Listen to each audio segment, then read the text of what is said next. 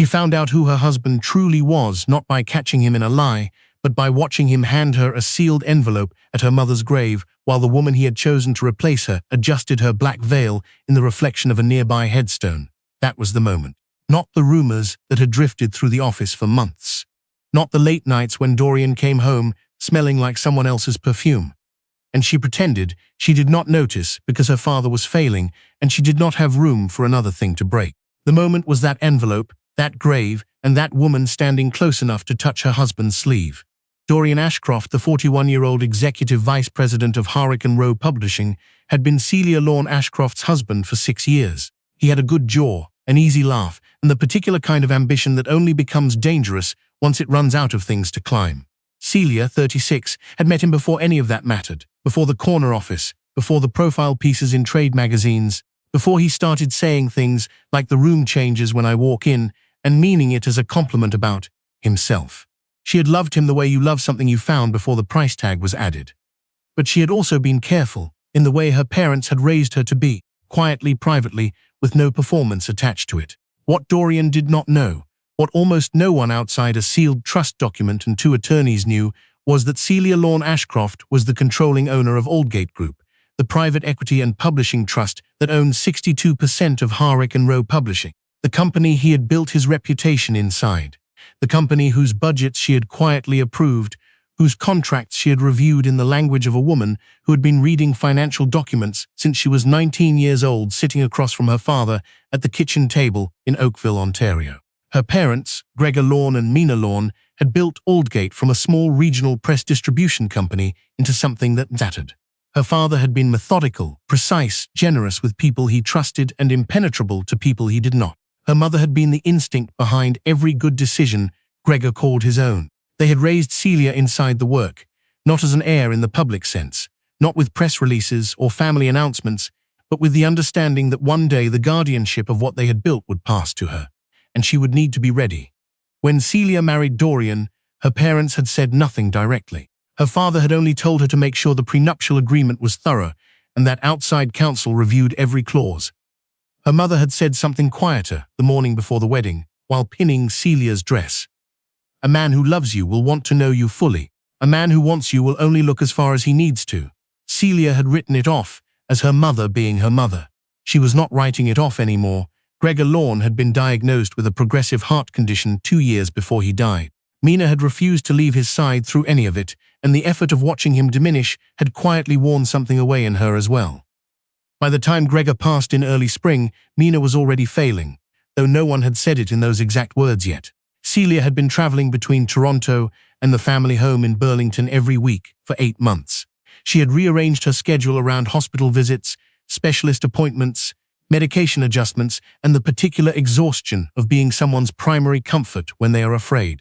Dorian had been supportive at first in the small surface ways that looked like support.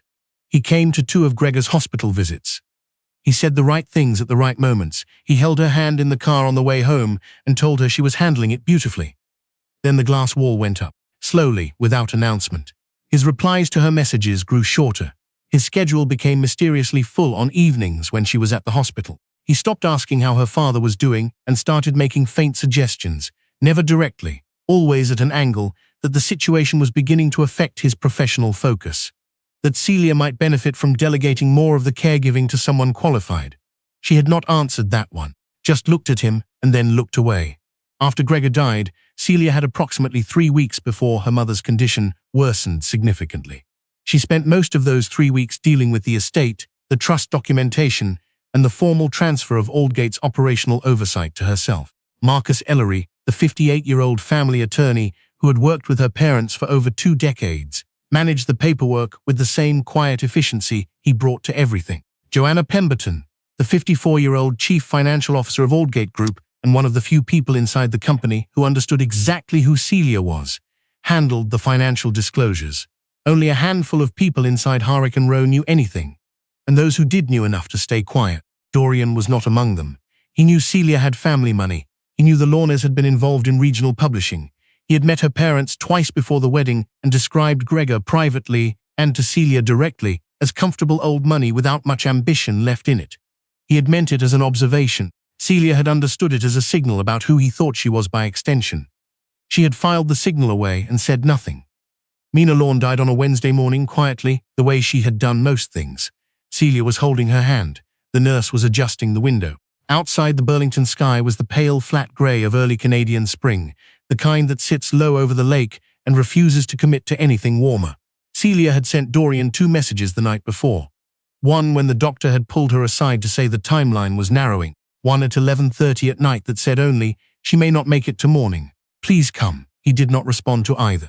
By the time she found out, sitting in the hospital parking lot at 7 in the morning, with her coat on, and nowhere to be for a few minutes, that he had been at a private dinner that evening with Vivian Strand, the 33-year-old head of partnerships at Harwick and Row, she had already gone completely still inside in a way that felt like something closing. Tamsin Holt, 37, Celia's closest friend since university, and the one person outside of legal circles who knew the full shape of Celia's life, drove her to the funeral home the next day without being asked. She had simply appeared at the door with coffee and her car keys, and the particular expression of someone who understood that some grief required company that did not try to explain it. Celia made the arrangements. She called the right people. She signed the forms. She accepted the condolences with the measured composure her mother had modeled her whole life. She did not hear from Dorian until the afternoon before the burial. He called, not texted, which she noted, and told her he would be attending the service, but had a board preparation meeting that afternoon that he could not reschedule. He said it the way people say things when they have already decided and are only narrating afterward. She said she understood. He said she was remarkably strong. She thanked him and ended the call. The burial was held on a Friday, small by design. Her parents had always preferred intimacy to ceremony, and Celia had honored that. The cemetery in Burlington sat on the edge of a ravine, the kind of old Ontario cemetery where the trees have been there longer than anyone remembers, and the grass in April is the specific green of something still deciding to come back. Celia stood near her mother's grave in a black wool coat, her father's old watch on her wrist, a small pair of pearl earrings she had borrowed from her mother's jewelry box and never returned. Tamsin stood beside her holding an umbrella that neither of them were actually under.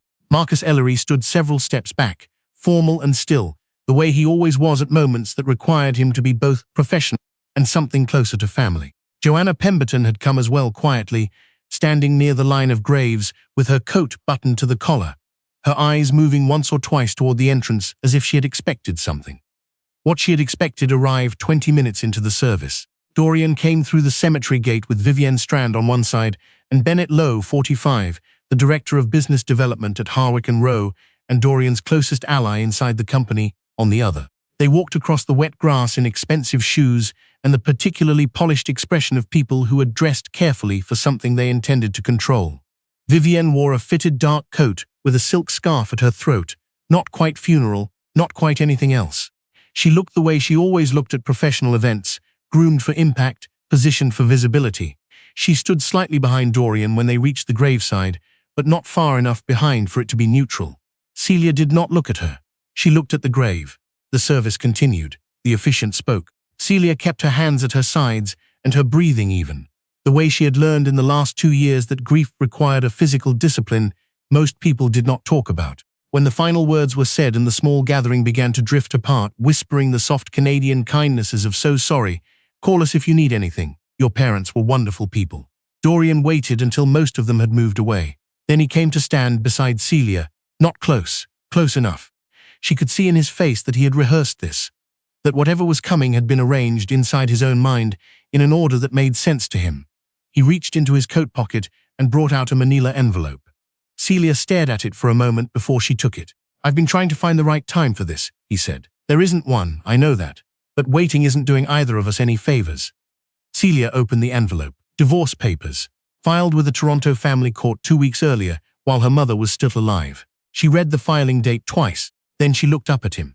"Your parents are gone now," Dorian said, not unkindly, which was the strangest part. "And I think we both know this marriage stopped working a while ago. I want a different life, Celia. I need someone who can be present for it." Vivienne had drifted closer, not beside him, but close enough to be visible, close enough to make the geometry of the moment clear to anyone watching. Tamsin made a sound that was almost a word and then became a sharp exhale instead. Marcus did not move, but his jaw tightened in a way Celia had never seen before. Celia looked at the papers in her hands, then at her mother's grave, then at the watch on her wrist, Her father's watch, the one he had worn every day for 30 years and pressed into her palm 3 days before he died, still warm. She folded the envelope closed. "You chose today," she said. It was not a question. It was not an accusation either.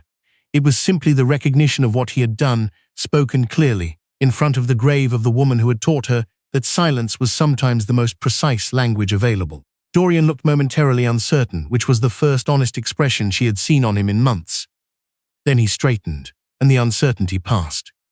"I know the timing is difficult," he said, "but I think with time you'll see this is better for both of us." Vivienne tilted her head slightly in the direction of genuine sympathy, which she had probably practiced, and said nothing. Bennett looked off toward the trees. Celia put the envelope in her coat pocket. "Go," she said, and she turned back to her mother's grave.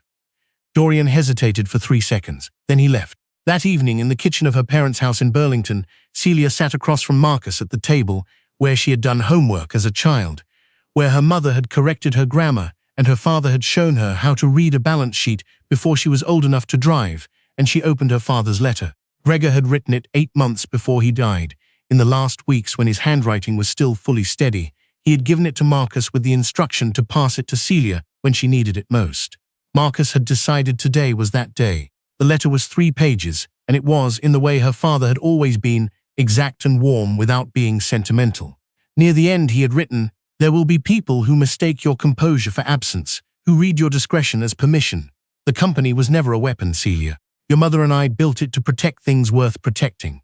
If someone turns it into a stage for their own performance, correct that. Not out of anger, because it is your responsibility and you know how." She read it twice. Then she folded it carefully and placed it next to the watch on the table. Tamsin was sitting beside her. She had been there for 2 hours without once trying to explain anything. "What are you going to do?" Tamsin asked eventually. Celia looked at the watch. "What my father would have done," she said. The next 2 weeks were quiet from the outside. From the inside, they were meticulous. Joanna Pemberton had been watching the financial activity inside Harrican Row closely for several months.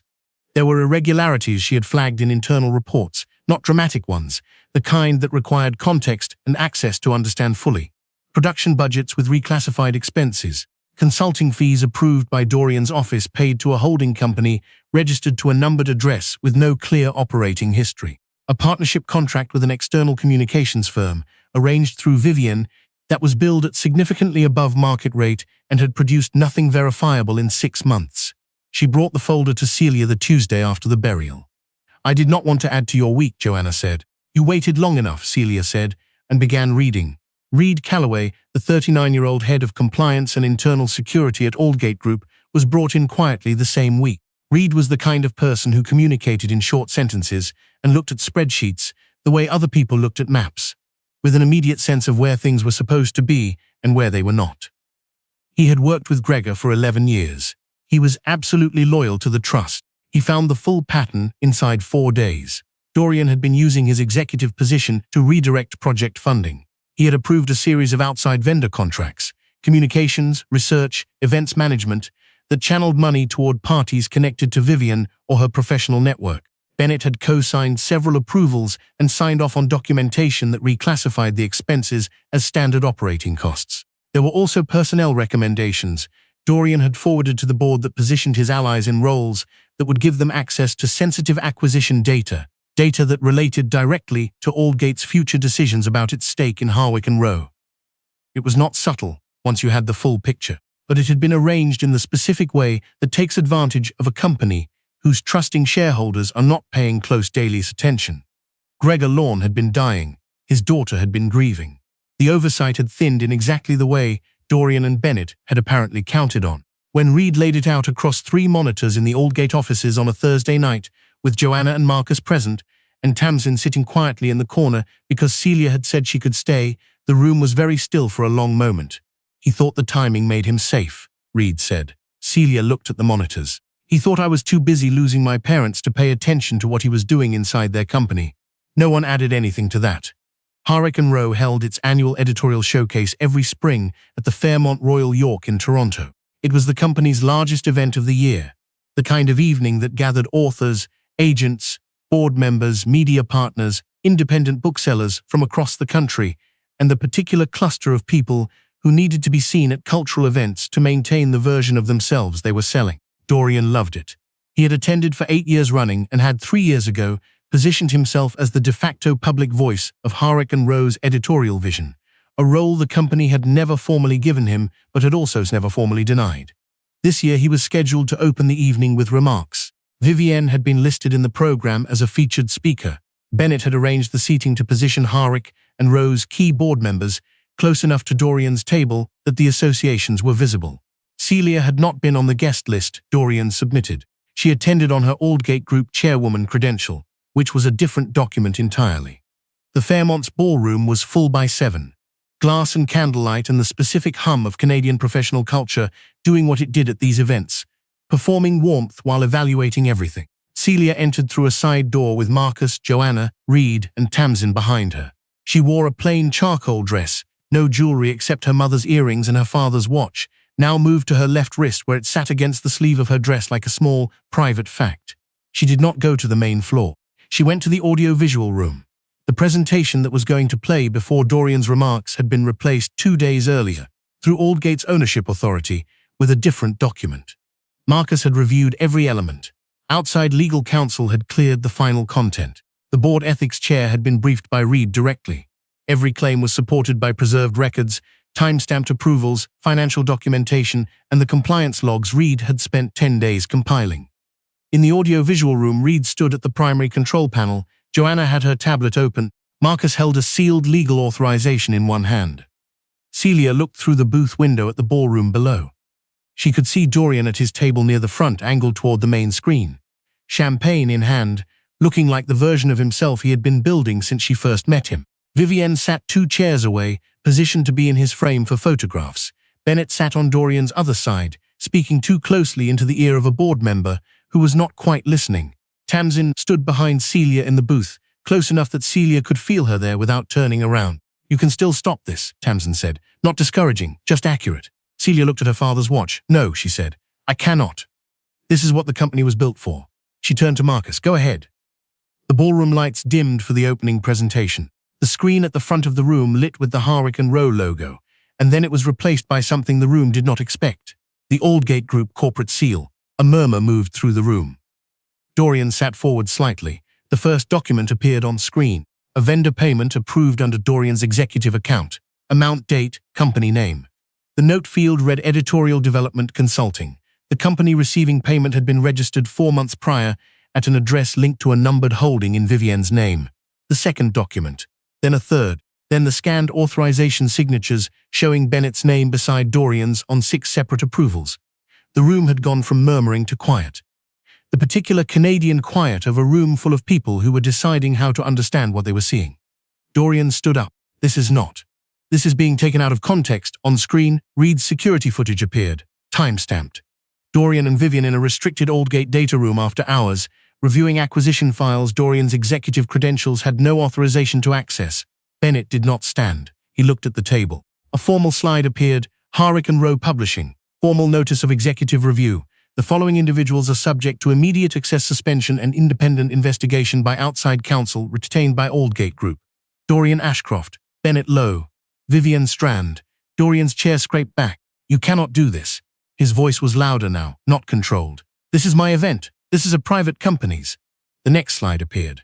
Harrick and Rowe Publishing is a wholly owned subsidiary of Harrick and Rowe Holdings Limited, which operates under the controlling equity of Aldgate Group. Aldgate Group's controlling majority interest is held by its chairwoman. One last line. Chairwoman, Celia Lorne Ashcroft. Dorian turned. Celia walked into the ballroom through the side door. No announcement, no spotlight. Just the sound of her heels on the parquet floor in a room that had gone very still, and the particular weight of a woman who had been standing in a building for years that turned out to belong to her. She walked to the front. She stood beside the podium. She did not stand near Dorian. "Harrick and Rowe Publishing has been part of my family's work for 18 years, she said. "My parents built Aldgate Group to protect independent publishing, support writers whose work is worth protecting, and ensure that the people making decisions inside these companies are accountable to that purpose. Tonight, Aldgate Group has initiated formal proceedings against the 3 executives named on that screen for financial misconduct, unauthorized data access, and breach of fiduciary responsibility. The editorial showcase is suspended pending conclusion of those proceedings. Independent counsel has been retained. All records are preserved." She paused, Harwick and Rowe's editorial team, its authors, and its genuine partners will receive formal communication beginning tomorrow morning. The company's work continues. Its integrity will be restored. Dorian looked at her across the front of the room. The expression on his face was one she had never seen before. Not guilt, exactly. The particular shock of a man who had measured something and been wrong about its weight. "You never told me," he said. Not accusing, more like a man realizing he had never asked. "No," Celia said. "You decided what I was worth before I had the chance." Someone in the room began to clap. Then another person. Then the sound grew, not into celebration, but into the particular recognition that sometimes follows the reappearance of a thing that was always there and only hidden. Dorian left through the side exit with Bennett. Vivian stayed long enough for 2 cameras to photograph her looking sorry, then left with her communications manager. Celia did not watch them go. She looked at Joanna, who nodded once. At Marcus, who had the expression of a man whose client had just done exactly what her father would have done. At Reed, who was already on the phone with outside counsel. At Tamsin, who stopped crying and was looking at Celia the way you look at something you have always known, was there. The proceedings took 4 months. The financial recovery was significant. The credit corrections were filed. Bennett resigned before the formal board vote. Outside counsel found 3 additional undisclosed conflicts that Reed's initial audit had flagged for review. The divorce was finalized quietly, with the prenuptial agreement holding precisely as Marcus and her father had intended it to hold. Vivienne left Harwick and Rowe the week her vendor contracts were terminated. The communications firm she had arranged the above-rate contract with lost its city grant funding the same month, for unrelated reasons that were nonetheless precise in their timing. Dorian gave one interview to a trade publication 3 months later in which he described the situation as a personal and professional misunderstanding arising from communication failures on both sides. The publication ran it without much enthusiasm. The comment section disagreed with him thoughtfully, and at length, Celia did not read it. She was in Burlington the morning it published at her parents' kitchen table, reviewing a set of manuscript proposals that Harwick and Rowe's editorial director had forwarded for her input on a new regional fiction initiative. Her coffee was getting cold. Outside, the Ontario spring had finally committed to warmth. The old maple in the backyard was doing what it always did in May, which was become, quietly and without announcement, itself again. She thought about her father's letter, about the line that had stayed with her longest. The company was never a weapon, Celia. It was a shelter. She put the manuscripts back in the folder. She picked up her coffee, and for the first time in a very long time, the quiet felt like rest.